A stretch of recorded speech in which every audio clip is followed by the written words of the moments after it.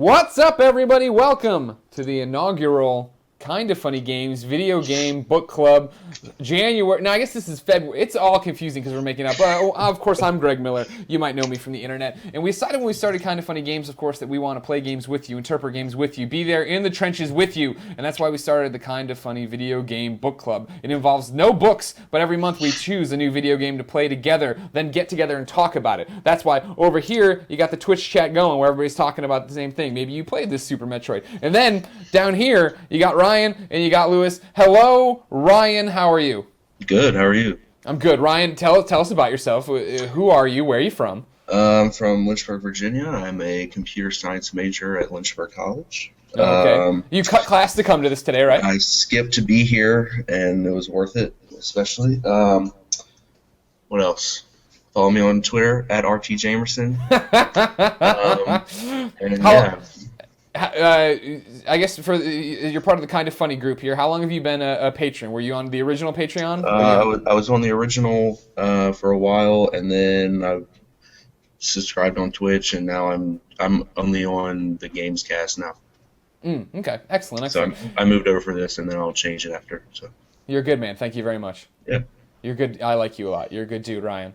Also, we called you once on the Game Over Greggy show, didn't we? Yeah, you called me for my 20th birthday on I think episode 39, maybe. And that was the great gel out. It was the great gel out, and Tim was talking about Little Dicky. So it was a wonderful experience. And then, speaking of the Game Over Greggy show, our next guest, none other than Lewis. Lewis can't get his webcam to work. Yeah. But everybody knows what you look like, Lewis, because, of course, you were the first ever person to go on Patreon and back us on Kinda Funny to come be on the Game Over Greggy show. Your episode was episode 60, I believe, and it just posted not too long ago.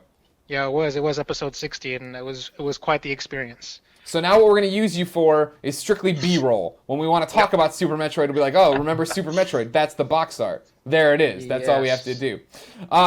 Lewis, you of course have a new YouTube channel. What have you been seeing on your YouTube channel since you were coming over here and being on that Game Over Greggy show? Well, a lot of your viewers are coming into my comments and just saying very nice things and stuff. We're all best friends, like I said. Yeah, just a couple of criticisms because, of course, I got to work on my originality, but I'm working on it. It's a work in progress. Hey, man, you got to start somewhere. Don't let anybody put you down. Don't worry about that, all right? We love you. Thank you for everything you do for us. And, of course, thank you as well, Ryan. Well, thank you. And then joining the chat now, incredibly late, is Riley. Hello, Riley. Don't understand time zones, do you, Riley? Well, I'm just badgering Riley, and he's not responding.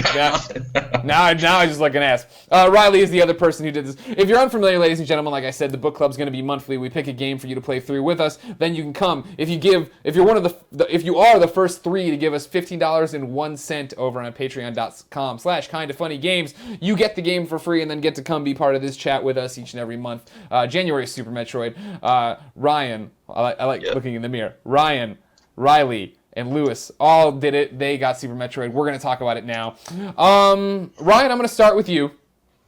Does Super Metroid hold up? This is supposed to be one of the best games of all time. Justin Davis over at IGN, it's his favorite game of all time. Have you played it before, number one? This is the first Metroid game I've ever played in my entire life. Excellent. So does it hold up? What did you think of it? I'm going to answer your question with another question. Are you referring to against games of today? Does it hold up as still being a fun game, something you like to play that you can totally understand why people love it? I think it holds up very well, mostly because I feel like I played this game before several years ago when I played Shadow Complex. Ah, yes. This is pretty much, you can tell where it came from. I felt like I was playing a precursor, so it holds up pretty well. If all that gameplay, all that from 94 can come up to current and still work, I would say yes. All right. Lewis, what did you think? Does Super Metroid hold up? Is this still one of the most cherished classics of all time? Well, this game definitely actually kind of paved the way for a lot of games. I mean, I felt like I was playing Guacamelee for one. I mean, I was really digging it, and the Ori and the Blind Forest that I got to demo, that just really... The genetics are just pretty much written all over those games with this game embedded in there. Mm-hmm. I think for the most part, this game was it was very challenging, and it was almost kind of very good game design. How the game was teaching you how to play with those little animals that were showing you how to like wall jump or how to Oh God, I hate that. dash and how to do that charge upward maneuver and stuff like that. It was really good work by the people that developed this game. Now, Ryan, you said you hated those enemies there. Tell And me a this little bit may about that. this may have just been my own stupidity, but the jumping koalas on the wall and the ostrich, the green ostrich that would like take off like Superman, that didn't teach me. Like, I understand it was hinting like, hey, this is what you need to do in order to get out of this pit for both instances. Yeah. But it wasn't really something where I knew the exact timing on the wall jumps, and I sat there for 30 minutes just trying to hit the perfect timing on the wall jump because I just couldn't get it. Eventually, I got out of the pit, and I swore I would never go back in there. So See, now this is my thing. This is my thing, and like we were merging questions here, this is going to be a conversational show. You guys can go wherever you want to it. Obviously, the chat can go whichever side the chat may be on it can do whatever they want to. I totally respect Super Metroid. Playing Super Metroid, I can totally see, oh, this is where, obviously, Metroidvania and all these different things, Right. and da-da-da, and how Batman does this, and da-da-da-da-da. But this game, for me personally, does not hold up in terms of what I want to play when I play video games. For me, like, you run into rooms, and it's totally not obvious what to do. And I'm sitting there, and I feel like I'm just wasting time. And I always complain about the fact that I'm an old man now. I started this business like an idiot, thinking I'd be a millionaire. And so I have no free time. So when I play games and I don't feel like I'm making progress, it just breaks me down time and time again. So like when I'd be in these scenarios where it's like, what the fuck am I supposed to do? You know what I mean? Right, Like, where do right. I go next? And I'm examining the map. It was driving me crazy. Lewis, did it drive you crazy, or are we just stupid? Are Ryan and I just stupid and babies? No, it definitely drove Whoa! me crazy. Whoa. I'm caught in a picture of myself. I clicked Lewis. Oh, right. I don't know what I'm happened. sorry. There we go. Oh, jeez, thank God. Oh, my God. I forgot about that. No, I actually I struggled a lot with the wall jumps because I had a breakdown and I just had to get a walkthrough. I even went to Yahoo Answers to teach me how the timing and stuff like that. It was Yeah, exactly. It was a pain in the ass. It had to be something like Super Meat Boy, where it's so spot on as far as like teaching you, I guess, wall jumping and all that, where like you have a certain amount of time to like hold off of the wall and then jump. Right. This was like if you didn't do it at the split second that you pressed, I don't know. It was very difficult, and I just like Lewis, I had to look something up and be like, why is this more difficult than it needs to be? Essentially. And see, for me, that was, and again, I want to make sure everyone understands who's watching that. I'm not just drinking the haterade here. I understand at the time what it was doing, but this is very much like recently on the Games Cast, Colin was talking about how Mario Sunshine is better than Mario 64 because Mario 64. Oh, you're crazy. But maybe I'd go back now and feel that way too because Mario 64 is building this base that then Mario Sunshine can succeed on. That's what I feel playing this game is the fact that you can see all these amazing mechanics making their debut here, but they're all so obtuse that it's just not fun to play. And now, granted, I'm saying that in 2015, having played all these amazing things where you jump in and the game is super easy and not easy, but you wrap your head around it rather than here where you're slamming your head into walls. You're like, ah, shit, do I waste my missiles on this thing or am I? And I gotta, and then like. This is something I think speaks to just me as a dumb gamer, because whenever we talk about being young, right, and I had my Sega systems, which was a dumb move to begin with, but then I, would go to a friend's house and play Zelda, and they'd have to go get a walkthrough or wait for the new Nintendo Power to figure out how to beat this. I always felt like that was such a cop-out, and I hated using walkthroughs, because I didn't want the games to be like that. That's not why I wanted to play games, and that's probably why, Metal Gear changed everything for me with it being this game that was so cinematic, and it was able just to go off on its own. That's the same thing here of like, there was totally times where, I needed the walkthrough for sure to know, like, because it wasn't even exciting for me when I'd be like, I'd shoot in the air for no reason and then find an energy tank. I was like, what the fuck? Why are you hiding an energy tank in the roof? Right. Well, they kind of work towards that by giving you the X-ray whatever later on. But even then, why I don't want to have to backtrack through every room that I've been through and X-ray every wall and try and figure out was there a tunnel here or whatever. And at the same time, you were talking about maybe it might just be us being dumb, but I got to it was a room where the floor would just fall out from under you, and there were metal gates that would come down to keep you from moving forward. Yeah. And you had to sprint over it. I had knowledge that there were running shoes that you would grab or whatever that would give you like that boost, the speed. Right. So I left the room thinking, okay, I need to go get those first before I can get through here. I didn't know for 80% of this game that I could sprint. And I don't know if that's something they told me in the beginning and I missed it, or if it's something that I was just supposed to press down on B and just know that. Yeah. But I always assumed I need to get these boots first, and then I'll be able to See, you knew too much. You knew too much yeah. information So I went going into in. it knowing, that's mostly a fault of mine for just assuming, because you know what that means. Yeah. But yeah, that set me back for a while, and I had to go back, and that ended up being the room I needed for a long time. Sure. And I had to look up that, but for the most part, I would say everything's pretty well laid out. The biggest issue, I didn't beat it. I didn't finish it. Did you beat it, Greg? The Super Metroid? Right. Did you finish it? No, I've seen the ending a million times, number one, and number two, I'm just way too busy with this. Lewis, did you beat it? Yes, I beat it, and Lewis trust is me, the only man in the group. He's the only man in the... Well, I haven't heard from Riley yet. Riley's Riley, here, we'll get Riley's to... here. Yeah. Hey, Riley, how are you? Yes.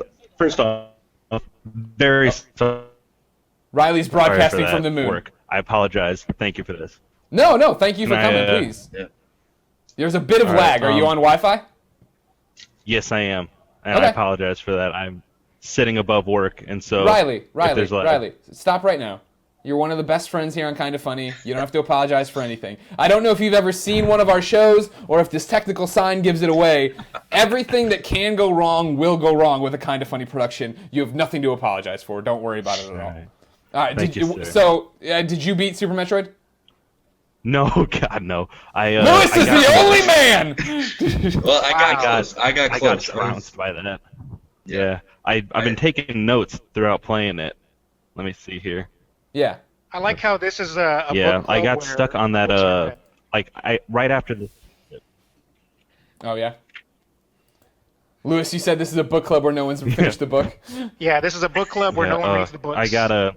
No, here's the thing though. This is the difference between video games in movies and books. Is that I don't think. I mean, first off, it's 2015. This game came out in 1994. I've seen the end of Super Metroid a million goddamn times. Like, I understand the story concept of it, right? You know, this Metroid saving you, mother brain, da-da-da-da-da. That's all well known. So for me, like, it's the mechanics of the game that I needed to play to understand, right? I needed to play through it. And this goes back to what I was always talking about with this more than anything in recent memory reminded me of when I reviewed video games for IGN. Just of those times when you're like, oh man, I can't wait to play Dying Light. Oh fuck, I gotta play more Super Metroid. And I'd sit down, and it felt like I was putting on this giant weight of, like, I just didn't want to play this anymore. I understood where it falls in gaming history and what it did and all these different things, but I wasn't having fun doing it. I can attest to that. I got roughly, I would say 95% through it. I got to the gravity suit and I don't know what they're called, but The grapple beam and all that? yeah, the grapple going through all the water and then starting to go south into like the lava, whatever. I had to stop because I took probably a week break, because school was starting back. Yeah. And I came back and I didn't know a damn thing about what I had gone to, what I didn't go to, what hallways have doors that are one-sided and I can't get back, that kind of thing. So I got stuck in a loop in some lower area that I just couldn't get out of, and I said, whatever, I'll watch the end. And that's it. That's YouTube's that's- the future. Twitch. Exactly, Watch your exactly. games. Don't play them. I just have written from Riley. like that was in the spaceship. Like that's what. Yeah. No, you're fine. Go ahead. You cut out for a second. It went all black, and then I heard spaceship. But you're back now. Go ahead. Yeah, I have written here. I have F the ghost that was in that spaceship because I think that's where I got right there. I got so close, and it just kept stomping me into the dirt. I couldn't handle it anymore, and so I had to put it down because I tried so hard to stay away from the internet, to stay away from like reading what was happening. Sure. And that just gets you lost for hours. Like especially after I got right after I got the Spazer, I was just trapped. I could not figure it out. And then I figured out I had to wall jump up something, and that wall jump is a nightmare. We were talking about that before you got here. Yeah, and that's where it comes back to the Super Mario 64 Sunshine debate of like, I totally understand what Metroid was doing here, but for me in 2015, I was like, oh man, I'd rather go play Shadow Complex. I love Shadow Complex. I'd rather go do something like that. Lewis, I'm coming back to you, so take my picture off so we don't destroy ourselves. There we go. God, it's terrifying when Greg Miller has to look in the mirror, let alone talk to himself through a webcam. Lewis, did you come down on a different side? You said it holds up. Did you have fun throughout Super Metroid? I feel like this game is a walkthrough game. Just like the original NES Legend of Zelda, you really pretty much need to play it with the walkthrough, and I don't really think you should knock points away from it. As even with the walkthrough, this game took me like 8 hours to beat, and this is because of like some of the difficulty with like not just like the bosses, but just in terms of traversal. And I mean, really, there was this part where you have to like break the glass with this big mega bomb, and I would not have thought to do that just to get to access to another part of the map. Sure. I just felt like when it comes to like the way they hid the weapons, just the way you need to get around, and just this whole thing, I feel like this game really just needs to be done with the walkthrough, and I don't think it takes away any points from doing that. But you don't mind playing a game with a walkthrough? Like for me, that's just something I use walkthroughs for trophies, and that's it, right? Like I want to make sure I'm not missing something. But playing a game, my thing is always, when do I want to throw up the white flag of surrender, right? I'm just like, I've been in this room for 20 minutes, 30 minutes. I don't know what to do next. What do I do? You're fine with that, Lewis?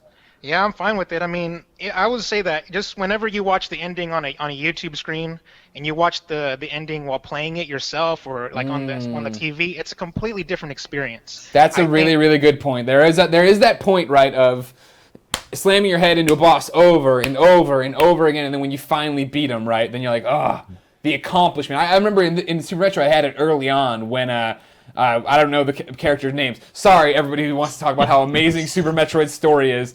The giant fat motherfucker who shoots out platforms and throws its fingers around. That thing, when it's... Oh, look at Lewis with the B-roll. That's it. Good job. There you go, Lewis. Damn right. No, yeah, like when I finally got, because early on you understand what you have to do here. Okay, shoot it in the eyes, it opens its mouth, but then the timing and da-da-da-da. And when I finally got it, there is that like... Yes, that old school feeling of like, yes, all right, great, let's move on to the next thing. But I don't know, sometimes sorry, go ahead. That's how I felt about the dude that moved across the screen. You know, it was right after you got the Powerball, and it was in that lava area, and it was moving across like this, and you had to shoot it back to get it to fall into the lava in the background. Yeah. And that stressed me out to no end, because I would run out of missiles and I'd be like, well, I'm screwed now. And then it wasn't until like the last time that I figured out, oh, my charge beam works just the same. And so I kept like smashing into that wall. Yeah, this is the one you're talking about? Right here? Lewis with the B-roll! Lewis with the B-roll, everybody! I dropped into the Powerball right away. And I pulled up the power bomb to be like, oh, this will knock him back far, and then he just speeds up and rams you straight into the spikes, and it's over. And now, Ryan, over in the comments here on the Twitch chat, I keep pointing over here. I had it down at the very beginning. Over here, stupid mirror images. People are saying something to what you and I were talking about. Basically, Rogue is saying too much hand-holding in games these days, and then Lou Turbo says we are spoiled these days. You can't blame the past for a lack of technology. I want to make sure I'm not blaming them.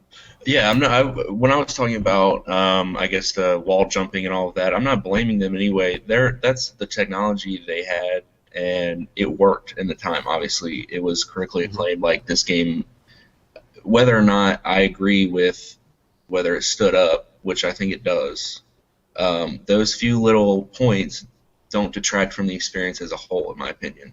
Sure. The only time I like most of us, I tried to stay away from a walkthrough, which turned out to probably be more of a detriment, because once I got towards the end and I actually did get stuck, I couldn't find a spot in the walkthrough to jump in and start moving through, and so that's when I got caught in the loop. The only thing I looked up was, how the hell do I jump out of this pit 2 separate times, because I had to wall jump or do the boost jump. and I don't know. I wouldn't hold it against them because at the time that's the kind of thing you go to school and you go out to recess and you're like, oh no, you gotta jump on the wall and then whatever. Like that was the kind of experience for I guess the Super Nintendo days before we can do stuff like this and sit here and talk about it. Well, it was a different time. Yeah, it was a different exactly. time, obviously. The internet wasn't right there for you. And what's interesting is another comment from Lou Turbo that says, this basically sounds like, quote, I'm too lazy for trial and error. And I take it the other direction, and it's I'm too busy for trial and error. Yes. You know what I mean? Like, I want to sit there and have enjoyment out of these games, and I don't want it to say instant gratification, obviously. I don't mind being pushed and having to think, but this is the same thing that turns me off to old adventure games and why I will never beat Grim Fandango, right? Even back in the day when I was playing adventure games and it's like I have this pen, how does it interact with the camera? Like that was never fun for me, like trial and error, slamming my head into a wall over and over and over again. And just like Metroid, for me it was just the mechanics are all there, but I know they're better,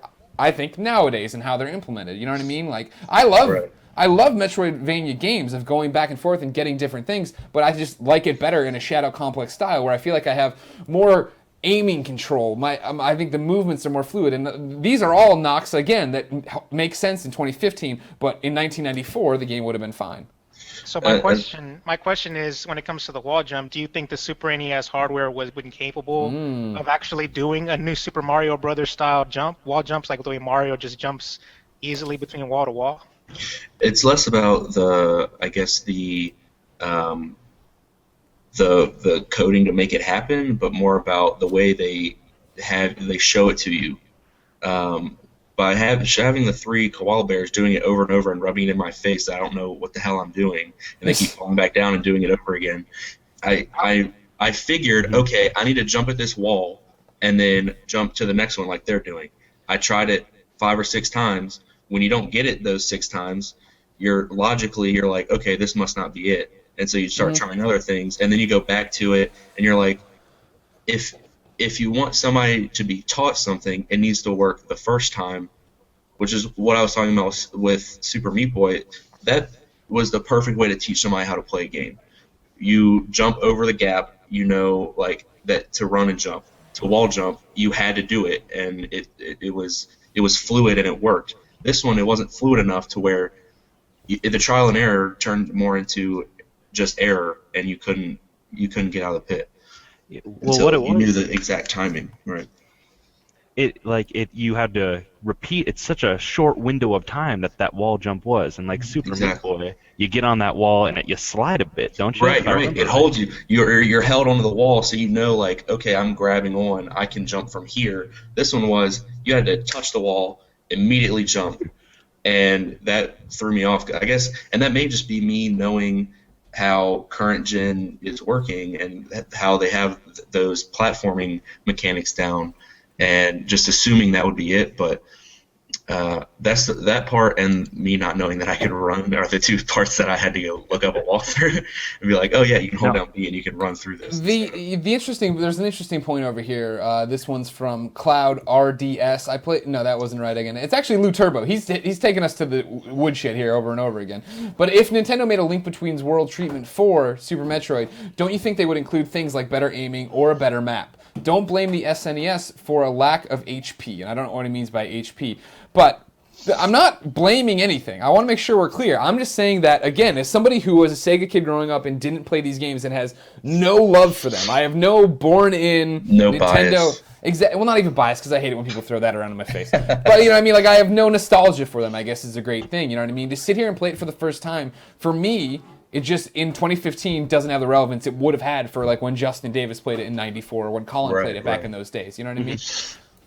Well, I also want to make sure, like, it's clear that, like, what I think it does with the environment and, like, the area around it, where, like, I think Lewis mentioned earlier, where you blow up that glass tube to get through the water and, like, get into that other area, that, like, shattered my mind. Like, I was like, this is amazing, because that in itself is so cool. In fact, that it had all these things it could do with the SNES console, all these little things that you had, and it made it so you had to really think about the environment and how you activated it, and that for a time, and I still think even now, is really impressive.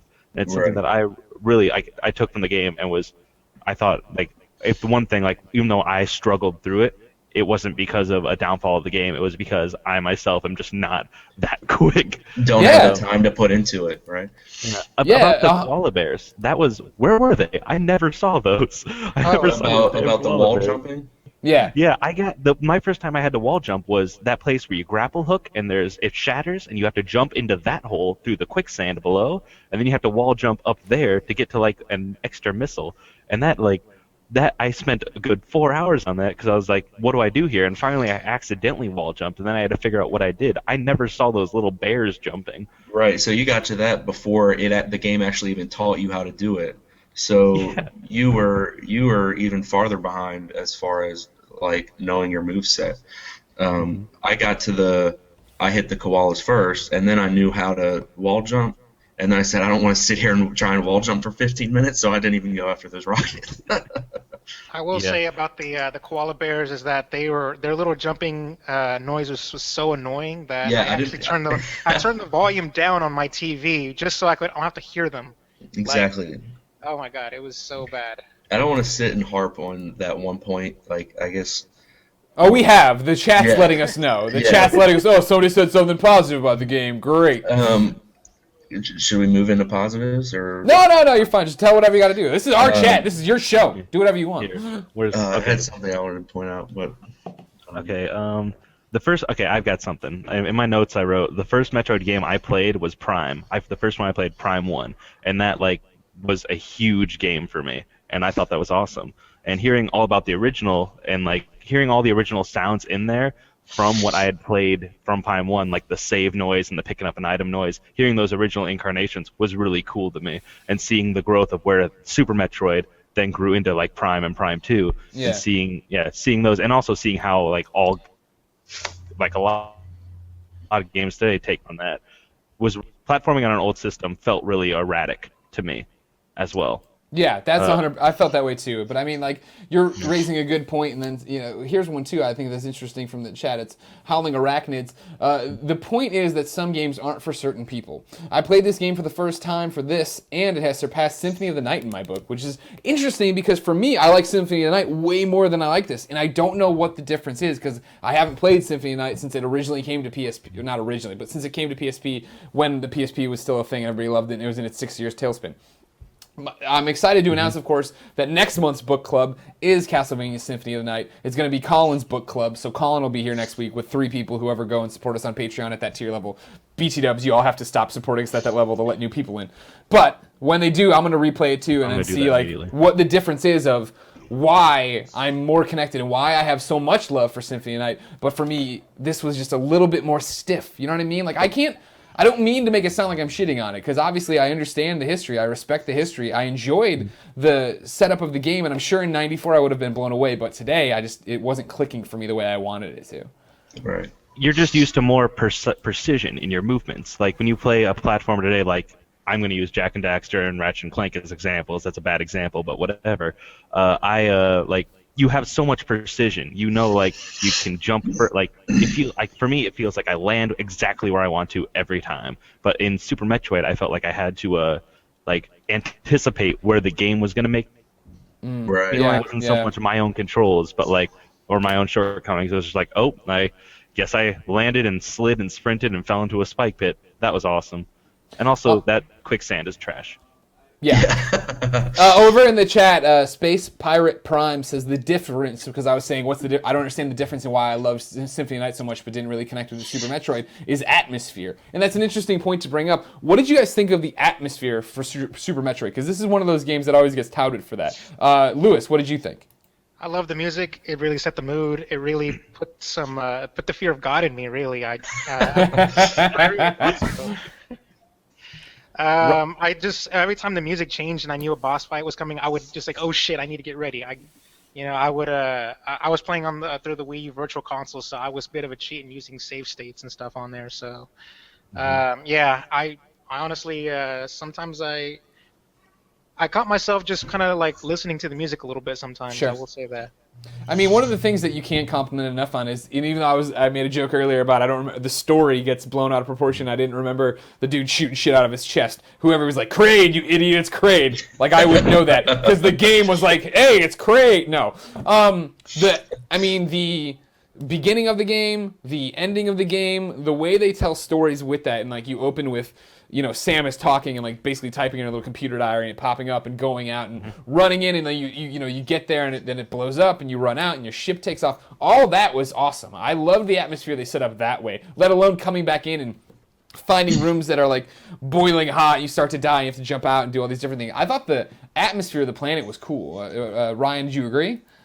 Yeah, I would definitely agree with that. Like Lewis said, the music was great. Riley. What? I said Ryan Riley. You sit there and be quiet. The music was great. The atmosphere was great. I was about to say something. Go jump on to Riley. I'll come back. All right, Riley, we're back to you now. No, yeah, you did. You totally threw him off. You're a monster, Riley. Yeah. I apologize. I think that the atmosphere of the game was super impressive. Every different section of the world had just a distinct feel to it, and I felt like, and I knew where I was when I'd enter a new world every time. I'd be like, oh, this is here. This is where this music plays. This is the kind of like flora and fauna that happens here. And that to me, it set that up great. And that's something that all the Metroid games I've played, the 3 of them, are evolving great at doing. And like it's really, really impressive. The music is beautiful. It's one of those things that I remember. I get the Metroid Prime, like when you load up a new save, the do do do do do do. I get that stuck in my head all the time because I just think that itself is just like such a yeah. Like an iconic. It's one of those iconic sounds similar to like opening a chest in Legend of Zelda, right. And it's throughout the whole series. I remember what I was gonna say. Just so I know, like I said earlier, this is the first Metroid I've played. The Metroid at the end that, spoilers, I guess that's exactly what we're doing here. Spoilers, comes in and saves you essentially. That's the one you saved. That's the one that you saved in the previous Metroid. Yeah, that's the one that you've been out, the baby Metroid you've been out to find this entire mission. Right, it grew up and recognized you while it was like trying to eat your brain or whatever, and then saved you, right? Exactly. Yeah. It didn't try to eat your. Well, yeah. It saves you. You have a relationship with this, which then gets explained again in the Metroid: The Other M in a terrible cutscene. When you're moving it, at one point it grabs you and drains you down to nothing, except for 1 health. And then it's in my mind that was the game telling you, oh, it recognized who you are, and now it's kind of like leaving you alone, and then it comes back to your aid later on. Over in the chat, we have a bunch of people chiming in. Talby128 says the atmosphere is so creepy. Albino Rhino 82 says the music really sets the tone of dread, almost like the original Alien Scott film, which is a great point. Not to mention the fact that it was on the SNES, so it was totally different for its time or whatever. That makes sense to me. I was a point that I'm going to bring up later is that the Metroidvania style fits suspenseful and almost horror games. Just because of the resource management and how long do I need to go till I can open this door and be able to move forward. That just adds a certain level of suspense that the gameplay, not only just the sound and the environment, would add. You know what I mean? Yeah. There's a whole bunch of stuff going on there that's a little bit more than just gameplay stuff. Right. Anything else? Lewis, what do you got? I kind of wanted to talk about the bosses. I mean, I really please. Think they are.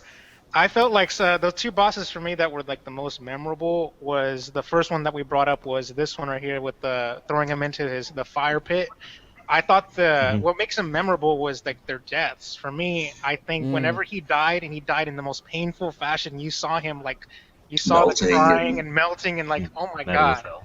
That was something that was just going to stick with me for a long time. And the other thing that really stuck with me was this boss fight right here. Because at the beginning of that boss fight, you had like the kids, and the kids were like I guess you were kind of scaring them, and the mother's coming to its aid. And then when you kill this monster, the kids bury the mother. I thought that was just crazy. Like, whoa. Understandable. That's one of those things that I had never seen that boss. I didn't make it that far, but Right. looks really cool. They all have they all look. Each of the boss has such a distinct look that even though like you don't remember their names, like they are so well designed. I think they look so intimidating and like I don't know, almost beautiful in a weird way. Like it's like they did a great job on their monster design. Yeah, Super Nintendo games age really well compared to the graphical aspect, at least, compared to a lot of other retro style games. Well, yeah, I mean, compared to like anything on the 64 or PlayStation 1, right? You can look at an NES game, you can look at a SNES game, and they look beautiful because of that pixel art. Whereas you look at something like Mario 64, and it's all triangles and weirdness coming at you, like a monster coming out of your closet. Which is probably why the pixel art style is coming back so heavily in, I guess, indie games and the like. Right, you figure it's easier to make, right? And it is a style that's in that people do love. So yeah, why not make Shovel Knight look like that? Why not do something like that? Tower Fall and all that. Bias Tad says Super Metroid is awesome, is fucking awesome. That's it, and that's all. Damn, that's great. You're not wrong. He's right. Yeah, It's a great game. Yeah, and that's what I think. That's what's our conversation here seems to be bearing that lead because we complained so much in the beginning about it. I'm not trying to take anything away from what Super Metroid is or what it's done. It's just for me personally, it's not what I look for in video games now. And so that makes it weird to do these book clubs. I want to go back and I want to do these things. I want to experience games that I missed because I was a dumb Sega kid who had no time to see what was happening on Nintendo. But that's the interesting thing of trying to pull something from the past and put it in the present and see how it holds up. What is this image, Lewis? I would say that Samus belongs in the pantheon. Right. Samus right over here. There you go. Yeah. She belongs in the pantheon of great video game franchises, and I think for everything that's being said here, her games do hold up, and they belong up there with the Mount Rushmore of games, so to speak. I'd say. I like how Ness is in that picture. I would say that, but I will say just for like a little clarification, I found here that the first Metroid from the NES came out in '86. Same year as the Legend of Zelda in '86, but one franchise kind of gets more love, so to speak. Oh, hold on, I clicked away. Wait, there you go, yeah. I mean, go. the reasoning behind that, of course, is because the Zelda franchise is a much better it's a much better franchise. It's a better game. Oh, I see. I mean, okay, the first Zelda game I played was Ocarina of Time. I mean, Ocarina of Time is fantastic, and then Majora's Mask is great. But like, I don't know, Metroid Prime for me was such a cornerstone game in my life because it was such a huge like experience for me as a young gamer, learning to platform, learning this whole dark world, scanning every single thing, and learning about the lore. That it's something that Zelda it never gave to me, and so I don't know if I can directly compare those two games. Yes, they came out in the same year, and yes, they both have one's tail end has petered off a bit, but I don't know. Like if you're gonna compare, I don't know if we're gonna look at the darkest parts of each series, and this is completely subjective at this point, but say Hyrule Warriors and Other M, both of them are like equally bad, not bad, not as good. But all the high points, like your Majora's Mask and your Wind Waker, compared to your Metroid Prime and Super Metroid, like they're so high and so bright that I don't think it would be fair to compare them subjectively as much as going, look at these two great things that we should hold up in video game history. You're incorrect. Zelda's better. There are better Zelda games. There's a million amazing Zelda games. There's two great two Metroids. I'm gonna agree with Greg, and I'm gonna give 1 point to back him. What's the last Metroid game that came out that wasn't a re-release or a remaster? Metroid. That was Other M. That was the one made by the it was the one made by the guys who made Ninja Gaiden, I think, and it was not exactly great. And that was the last like full release of a Metroid game. To my knowledge, I could be wrong. There could have been. I'm pretty sure that's correct. Well, the chat will let us know if we're wrong, because they always do. Nintendo obviously understands the power of the Zelda franchise over the Metroid franchise, considering like 5 Zelda games have come out in that on mobile platforms and on the Wii, and Hyrule Warriors I probably wouldn't even count, but like man, it's crazy because so in the chat Luke This is what's so weird about video games. Luke, before TT, says, can't stand Zelda games. Tried playing Ocarina of Time a few years ago, but I kept falling asleep and only got a few hours into Link being an adult. And he was one of the people who was talking about being with us. It's just weird that, I guess it isn't weird, but this is what I find so interesting about critiquing video games versus critiquing movies, right? Is like, we've been saying here, like, understand Super Metroid, respect it, see its influences, yada yada. I don't feel like I'm having as much fun here. And people are like, oh, it's because you're used to getting your handhold and you're a baby, blah blah blah. And you go back and you talk about like influences from an early movie. It's no big deal. But I feel movies are sometimes more universal for people to like than games, because games are so different. Things are annoying to different people. Like some people in the chat were saying, oh, the wall jump was so easy, you guys are babies, and other people like, you're lying, the wall jump was super hard, and like nobody gets hung up at Gone Girl at the same point. Right. Like, I don't understand. It's got that technical aspect. Yeah. It's got that technical aspect where movies are, you sit, you watch, and it's based on your taste, and you go, did I follow that story? Did I do that? But if you're bad at a video game per se, you're not going to be able to progress through the story. Like, I know someone who got The Last of Us and is terrible at video games and couldn't play through it, and so they couldn't get through the story, so they're just like, I didn't like that game, and that shatters my mind. Because like in movies, yeah, you sit there, you watch it, you're like, I understand this, I get the story they're telling to me, and that's what makes it different. True that. I mean, it's clear to see like how it's affected games since. I mean, I got the sense from it even translates well not only in the 2D platform space, but something like what came to my mind was BioShock, and it's obviously not a direct Metroidvania, but in the sense of like you have to get plasmids to either both for fighting and for getting through different areas, like the fire to melt the ice or whatever you want to do, whatever.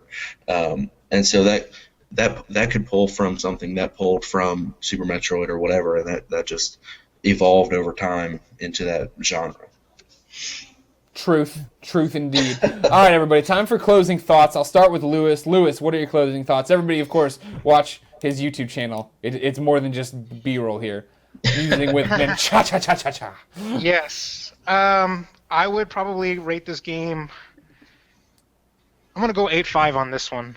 I feel like this game was, granted, I complete the game. I got the 100%, but of course I had to use the walkthrough. And in my book, I don't knock a game for having to be a walkthrough heavy game, and I don't knock myself for having to use a walkthrough. And I still struggled. I felt like the struggle was real, and it was a game that was worth playing. And I just yes,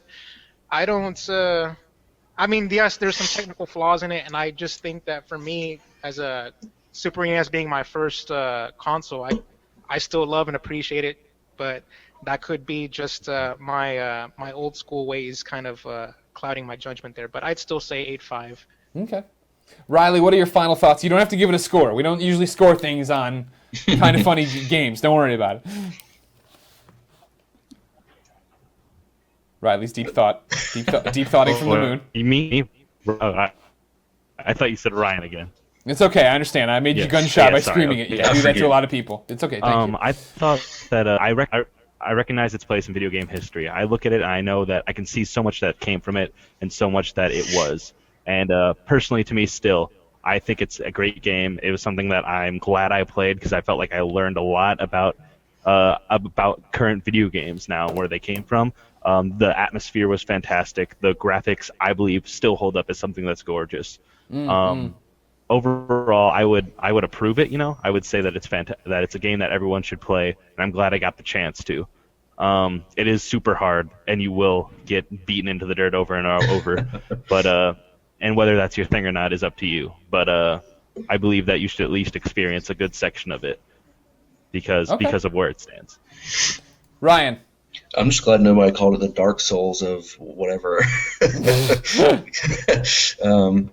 It was definitely worth my time. Like I said, I didn't beat it, but I got a majority of the way through it, and I enjoyed myself up until, like I said, this kind of goes against most games, but you leave it for a while, and then you just don't want to bother with trying to get back into it, which is what happened to me. I can't really say much more than they already have about the aesthetics and everything. It's it's good. It's fun. Like, go play it. Even Okay. if you don't like it, go play it. The most important thing, though, is the time when it came out. And I've told Greg this before. This is going to age me. This game came out the year I was born, and the #1 song that was out when this game was released was R. Kelly's "Bumping Grind." Oh Here my we go. God. There you go. 20 Fucking kind. My mind's telling me What year no. It's What- 90. what- Came out in '94. Got the B-roll right here. 94. You got, oh yeah, we pulled it up. Don't worry. Now everybody remembers R. Kelly 12 play now. I'm older than you by a year. All right. God, you're all so young. I'm just a baby, man. Yeah. You're all the worst kind of people. But of course, thank you. I'm an Thank 80s you. kid, Greg. Yeah, that's what I like to hear, Lewis. Back there it is, fist pound, pounding it out with R. Kelly. Thank all three of you for, first off, being supporters on Patreon. Of course, for doing this video with me. I hope you had fun. Go back to your Patreon page now and change your thing so everybody can get in next time. Next month's Kind of Funny video game book club is going to be Castlevania Symphony of the Night, led by Colin Moriarty. You can go start playing it now. We'll do the exact same thing where play all the month of February, and then that first week of March we'll do this exact same thing where we do the whole thing where you get to come be in the chat and you get to be in the video and then all this other stuff. Super Metroid. I wanted to stop here. We asked everybody to wrap up. Everybody went in a different way. Young Base Boy 27 said, "Play or no play, simple as that. Play it. Play it. Yes. Totally play it." Agreed. Yeah, I think Even Even even, if you hate it, like, play it for 30 minutes and put it down. Just know it deserves a place. Just as this is something Colin would probably say, but just the history of games. This fits right up on one of the pedestals alongside several others from that time. Yep, Exactly. The historical context of it is huge, and Exactly. in order to know how games got to where they are today, you need to understand where they came from. Just like you need to look at old art and old music. And Yeah. yes, play it 100%. You might not like it, but at least, yeah, like Ryan said, give it a try. Yep.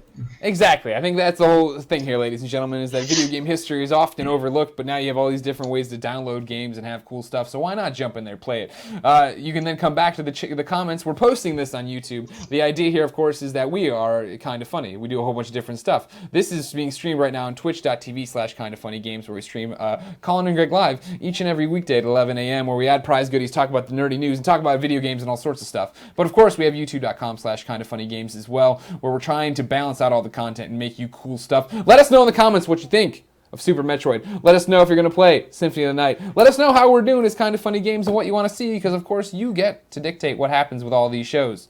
And until next time, it's been my pleasure to serve you.